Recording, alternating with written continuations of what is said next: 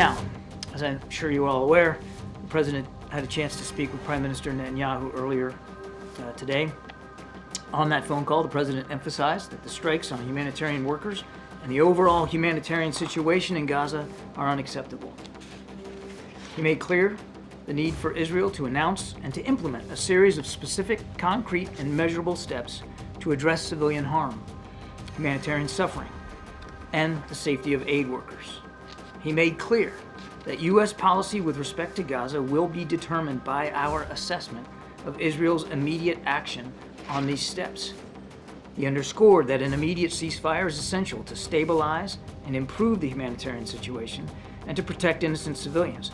And he urged the Prime Minister to empower his negotiators to conclude a deal without delay to bring the hostages home.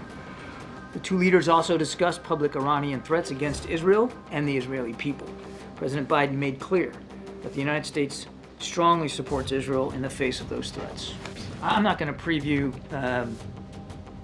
any potential policy decisions coming forward.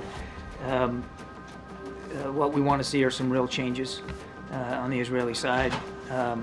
If we don't see changes from their side, there'll have to be changes from our side, but I won't preview what that could look like.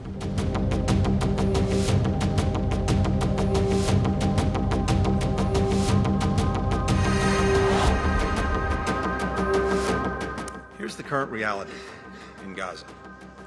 Despite important steps that Israel's taken to allow assistance into Gaza, the results on the ground are woefully insufficient and unacceptable.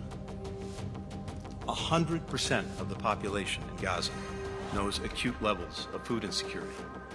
100% of the population is in need of humanitarian assistance. And those working heroically to provide that assistance are doing so in great peril to their own lives.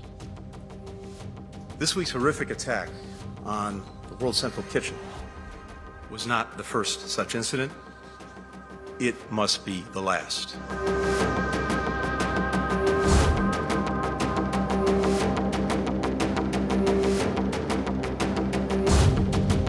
With regard to our policy in Gaza, look, just say this. If we don't see the changes that we need to see, there'll be changes in our own policy.